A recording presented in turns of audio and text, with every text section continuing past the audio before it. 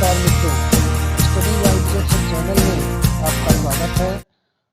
आइए, जैसा कि हम लोग दीनदयाल उपाध्याय गोरखपुर विश्वविद्यालय गोरखपुर CBCS पैटर्न पर बीएड प्रथम सेमेस्टर की जो परीक्षाएं हो रही हैं उनसे संबंधित जो 5th पेपर है पर्यावरणीय शिक्षा से संबंधित महत्वपूर्ण प्रश्नों का संकलन है। इसमें प्रयास किया गया है कि पूरे जो पाठ्यक्रम है उसे संक्षिप्त रूप में आपके समक्ष प्रस्तुत किया जाए। तो जो परीक्षा का पैटर्न है डिस्क्रिप्टिव और ऑब्जेक्टिव दोनों प्रश्न आ रहे हैं। तो पहले मैं कुछ महत्वपूर्ण डिस्क्रिप्टिव प्रश्न दिया हूं, जो 6 आ रहे हैं उनमें से आपको 3 करना है। तो आइए, पहला प्रश्न है, पर्यावरण से आप क्या समझते हैं? पर्यावरण के घटकों का वर्णन कीजिए। दूसरा प्रश्न है, पर्यावरण शिक्षा का क्या अर्थ है? इसके महत्व का वर्णन कीजिए। तीसरा प्रश्न है, पर्यावरण के प्रकारों को स्पष्ट कीजिए। और चौथा प्रश्न है, पर्यावरण प्रदूषण से आप क्या समझते हैं? इनके विभिन्न प्रकारों का वर्णन कीजिए। और पांचवा प्रश्न है, पर्यावरणीय संकट से आप क्या समझते हैं? वर्णन कीजिए। और छठा प्रश्न है, पर्यावरण जागरूकता से आप क्या समझते हैं? और भारत सरकार द्वारा किए गए उपायों का वर्णन कीजिए। तो ये 6 महत्वपूर्ण प्रश्न हैं। इन प्रश्नों को आप ध्यान से देखें कि इनके विषय वस्तु को समझने का प्रयास करें और उसे परीक्षा में आसानी से जो 6 क्वेश्चन डिस्क्रिप्टिव आ रहे हैं उनमें से आसानी से आप 3 प्रश्न को कर सकते हैं। अगला प्रश्न है, पर्यावरण जागरूकता में शिक्षक की भूमिका को बताइए। प्रश्न संख्या 8 है, स्वच्छ गंगा परियोजना पर टिप्पणी लिखिए। 9वां प्रश्न है, हरित गृह प्रभाव पर टिप्पणी लिखिए। और 10वां नंबर प्रश्न है, ओजोन परत की क्षीणता पर प्रकाश डालिए। 11वां प्रश्न है, अम्लीय वर्षा से आप क्या समझते हैं? और प्रश्न संख्या अंतिम और 12 है, पर्यावरण संरक्षण में विद्यालय की भूमिका को स्पष्ट कीजिए।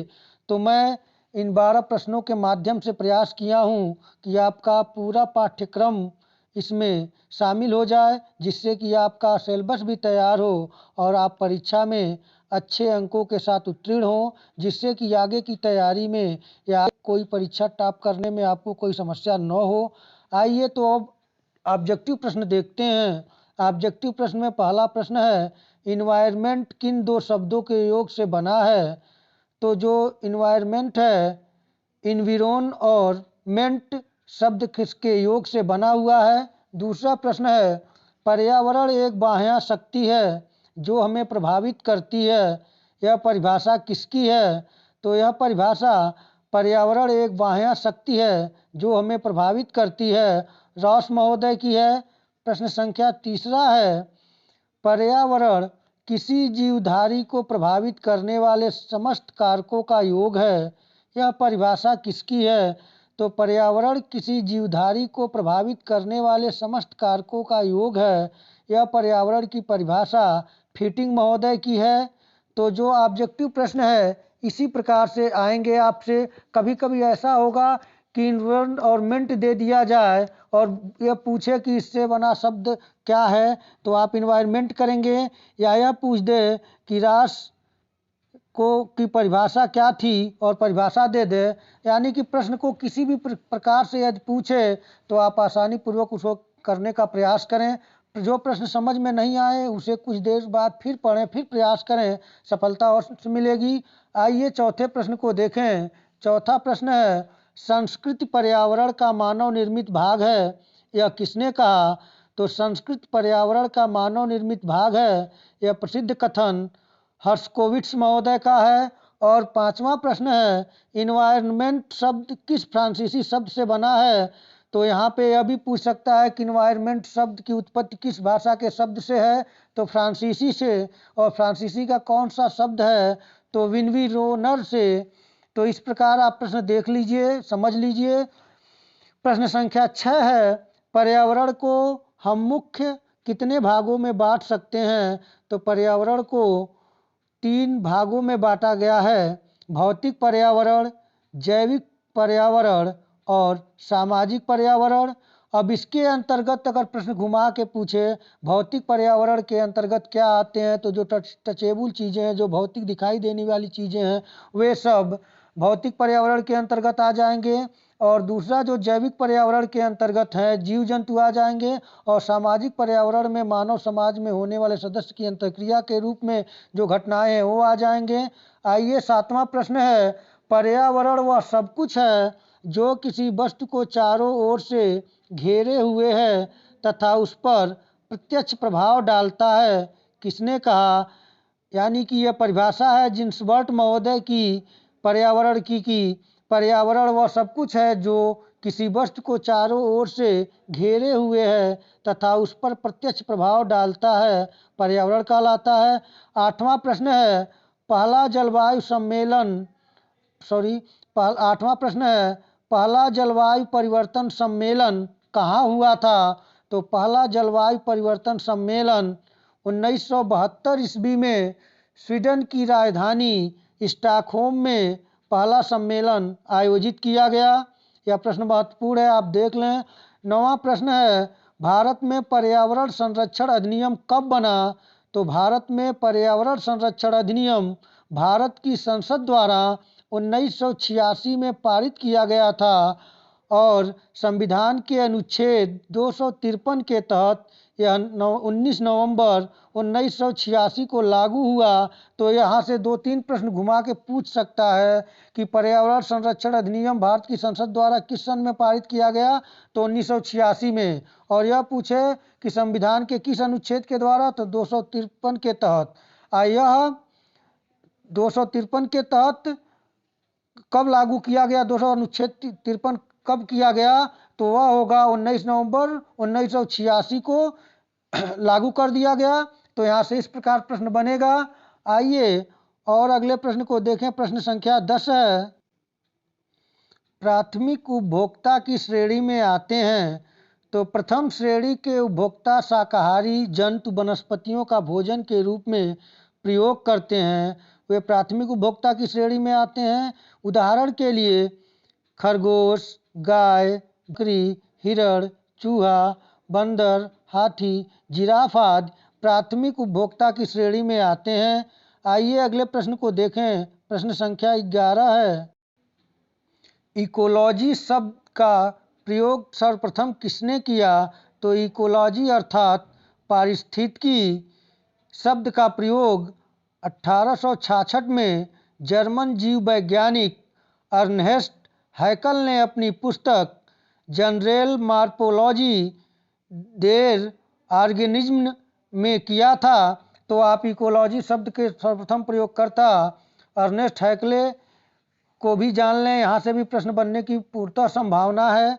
तो आइए प्रश्न संख्या अगले पर विचार करें। प्रश्न संख्या 12 है, ओजोन दिवस मनाया जाता है, यानी ओजोन दिवस किस तिथि को मनाया जाता है? तो 16 सितंबर को ओजोन दिवस मनाया जाता है। अगला प्रश्न है, विश्व जल दिवस मनाया जाता है तो 22 मार्च को। प्रश्न संख्या 14 है, पर्यावरण दिवस कब मनाया जाता है? तो पर्यावरण दिवस 5 जून को मनाया जाता है। प्रश्न संख्या 15 है, पृथ्वी दिवस कब मनाया जाता है? तो जो पृथ्वी दिवस है वह 22 अप्रैल को मनाया जाता है। तो इस प्रकार के प्रश्न जो कि पर्यावरण से संबंधित दिवसें हैं, इनको आप देख लें, तैयार कर लें। जैसे विश्व ओजोन दिवस 16 सितंबर, विश्व जल दिवस 22 मार्च, पर्यावरण दिवस 5 जून को, पृथ्वी दिवस 22 अप्रैल को मनाया जाता है। तो इन प्रश्नों को आप सोच लें, समझ लें, देख लें अच्छी तरीके से। और कोई अगर आपसे इसमें से कोई अंक अगर प्रिय है तो उससे रिलेट कर लें, जिससे कि आपको याद करने में आसानी हो। आइए प्रश्न संख्या 16 को देखें। अम्लीय वर्षा के प्रमुख घटक हैं। तो आपसे अम्लीय वर्षा के प्रमुख घटक पूछा जा सकता है। तो इसमें अगर एक दिया रहेगा तो प्रमुखता में सल्फ्यूरिक अम्ल आएगा, और जो 3 है अगर ये पूछ दे तीनों दिया रहे तो आप ऐसे समझे, इसलिए मैं इसे कराया हूँ कि अम्लीय वर्षा के प्रमुख घटक जो हैं सल्फ्यूरिक अम्ल है, नाइट्रिक अम्ल है और कार्बोनिक अम्ल है। ये अम्लीय वर्षा के प्रमुख घटक हैं। प्रश्न संख्या 17 है, पर्यावरण को मुख्यतः कितने भागों में बांटा जा सकता है? तो पर्यावरण को मुख्यतः दो भागों में बांटा जा सकता है, एक प्राकृतिक पर्यावरण और दूसरा मनुष्यकृत पर्यावरण। तो आप इसे भी देख लें, दे सकता है परीक्षा में। प्रश्न संख्या 18 है, वायुमंडल में सबसे अधिक पाई जाने वाली गैस है। तो वायुमंडल में सबसे अधिक पाई जाने वाली जो गैस है वह नाइट्रोजन है 78 यानी 78%, और दूसरी गैस जो है वह ऑक्सीजन है 21% यानी कि 21%। प्रश्न संख्या 19 है, वायुमंडल में कुल कितने मंडल है? वायुमंडल में कुल कितने मंडल हैं? तो 5 मंडल हैं, क्षोभ मंडल, समताप मंडल, मध्य मंडल, ताप मंडल और बाह्य मंडल। सारी जो अगर इस तरह से प्रश्न पूछे आपसे कि जो वायुमंडल के किस मंडल में मौसम संबंधी गतिविधियां होती हैं, तो वह होगा क्षोभ मंडल। और ओजोन परत किसमें है? तो समताप मंडल में। वायुयान किसमें चलते हैं? समताप मंडल में। इस तरह से प्रश्न पूछेगा, आप उसे तैयार रखें। आइए अगले प्रश्न को, प्रश्न संख्या 20 को देखें। ध्वनि तीव्रता किसमें मापी जाती है? तो ध्वनि तीव्रता डेसिबल में मापी जाती है। प्रश्न संख्या 21 है, भारत में पर्यावरण संरक्षण अधिनियम कब पारित किया गया? तो भारत में पर्यावरण संरक्षण अधिनियम 1986 ईस्वी में पारित किया गया। अगला प्रश्न है, एक मनुष्य सामान्यतया कितने डेसिबल तक की ध्वनि सह? तो इसका सही उत्तर होगा 80 डीबी तक, यानी कि एक मनुष्य की जो सामान्यतः ध्वनि की तीव्रता सहने की जो शक्ति है वह 80 डीबी तक है। आइए अगले प्रश्न को देखें। प्रश्न संख्या 23 है, किसने कहा कि संरक्षण वर्तमान पीढ़ी का भावी पीढ़ी के लिए त्याग है? यह प्रसिद्ध कथन कि कौन कहा है संरक्षण वर्तमान पीढ़ी का भावी पीढ़ी के लिए त्याग है? तो यह प्रसिद्ध कथन एली महोदय का है। इसे आप तैयार कर लें। प्रश्न संख्या 24 है, हरित गृह गैसों के नाम है। तो जो हरित गृह गैसों के नाम हैं वे हैं carbon dioxide, methane, chlorofluorocarbon, nitrous oxide. तो आप लोग इन प्रश्नों को देख लें, क्योंकि यहाँ से प्रश्न आपको किसी न किसी रूप में देखने को जरूर मिलेगा। आइए प्रश्न संख्या 25 को देखें। भारत में कहाँ राष्ट्रीय वन अनुसंधान संस्थान स्थित है? तो भारतीय वन अनुसंधान संस्थान देहरादून में स्थित है, जो उत्तराखंड राज्य की राजधानी है। प्रश्न संख्या 26 है, वर्तमान में विश्व सबसे अधिक कार्बन उत्सर्जक देश कौन सा है? यानी कि वर्तमान में विश्व में सबसे अधिक जो कार्बन उत्सर्जक देश है वो कौन है?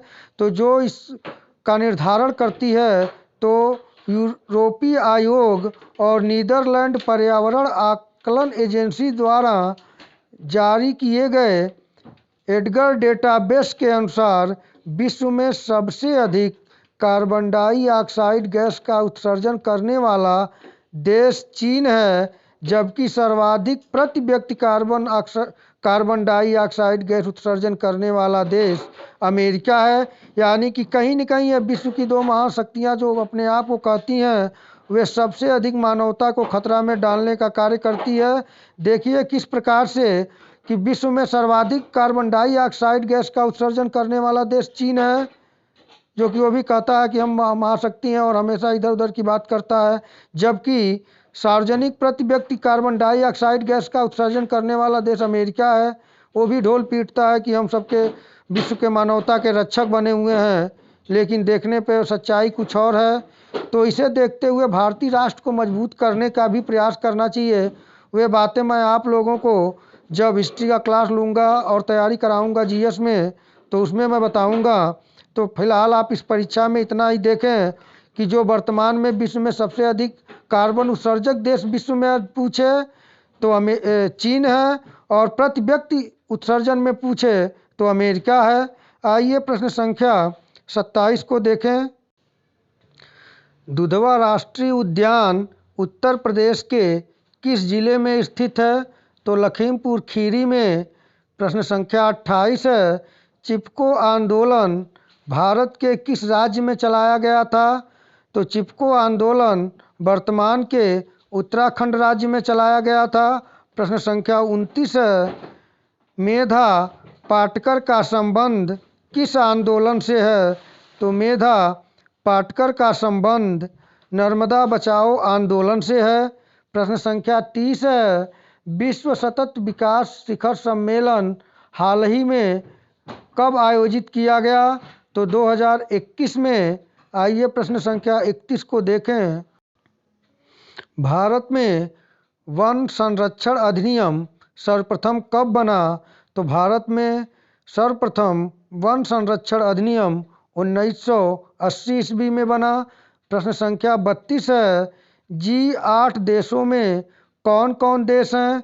तो G8 देशों में जर्मनी, जापान, ग्रेट ब्रिटेन, संयुक्त राज्य अमेरिका, फ्रांस, इटली, कनाडा और रूस हैं। आप इनकी संख्या देखें। एक जर्मनी, दूसरा जापान, तीसरा ग्रेट ब्रिटेन, चौथा संयुक्त राज्य अमेरिका, पांचवा फ्रांस, छठा इटली, सातवां कनाडा और आठवां रूस। तो G8 देशों में ये शामिल हैं। आपसे प्रश्न पूछा जा सकता है कि निम्न देशों में से कौन G8 में शामिल है या नहीं है करके प्रश्न दे देगा, और इसमें से उनका दे देगा नाम। तो आप इसे तैयार कर लें। और प्रश्न संख्या 33 है। क्या भारत G20 सदस्य देशों में शामिल है कि नहीं? तो इसका सही उत्तर है भारत G20 यानी G20 सदस्य देशों में शामिल है। और यदि यही पूछ दे कि G8 देशों में भारत शामिल है कि नहीं, तो G8 में नहीं है, G20 में है। तो आप इसे कंफ्यूज मत होइएगा, इसे आसानी से कर लीजिएगा। प्रश्न संख्या 34 है। अप्पिको आंदोलन भारत के किस राज्य में हुआ? तो जिस प्रकार उत्तराखंड में चिपको आंदोलन हुआ था, उसी तरह दक्षिण भारत के कर्नाटक में 1983 ईस्वी में अप्पिको आंदोलन चलाया गया था। तो इन प्रश्नों को आप तैयार रखें। आइए प्रश्न संख्या 35 को देखें। भारतीय संविधान में पर्यावरण संरक्षण के हित में अनुच्छेद हैं। तो भारतीय संविधान में पर्यावरण संरक्षण के हित में जो अनुच्छेद हैं वे प्रमुख हैं। अनुच्छेद 48A तथा अनुच्छेद 51AG भारतीय संविधान में पर्यावरण संरक्षण के हित में संबंधित अनुच्छेद हैं। प्रश्न संख्या 36 है। मृदा अपरदन का अर्थ है? तो मृदा कणों का विस्थापन होना, यानी कि मृदा अपरदन का अर्थ है मिट्टी के कणों का एक स्थान से दूसरे स्थान जाना। प्रश्न संख्या 37 है। विश्व का सर्वाधिक प्रसिद्ध कीटनाशक कौन सा है? तो विश्व का सर्वाधिक प्रसिद्ध कीटनाशक DDT है। इसे आप देखें, तैयार कर लें। प्रश्न संख्या 38 है। हरे पौधों को पारिस्थितिकी में क्या कहते हैं? तो हरे पौधों को पारिस्थितिकी में उत्पादक कहते हैं। तो आप इन प्रश्नों को देखें, तैयार कर लें। कहीं न कहीं परीक्षा में आपके लिए यह महत्वपूर्ण साबित होंगे। आइए प्रश्न संख्या अगले को देखें। प्रश्न संख्या 39 है। भारत में वनस्पति एवं जंतुओं की सर्वाधिक विविधता कहाँ पाई जाती है? भारत में वनस्पति एवं जंतुओं की सर्वाधिक विविधता कहाँ पाई जाती है? तो पश्चिमी घाट भारत का वह स्थान है जहाँ पर वनस्पति एवं जंतुओं की सर्वाधिक विविधता पाई जाती है। प्रश्न संख्या का अंतिम प्रश्न 40 है। काजीरंगा नेशनल पार्क कहाँ स्थित है? तो काजीरंगा नेशनल पार्क असम में स्थित है। तो आज इतना ही, और जल्द से जल्द प्रयास करूँगा कि 40 और महत्वपूर्ण प्रश्नों को परीक्षा से पूर्व आप लोगों तक पहुंचा सकूं। तो आप लोग चैनल को लाइक, शेयर और सब्सक्राइब करें। आज इतना ही। नमस्कार।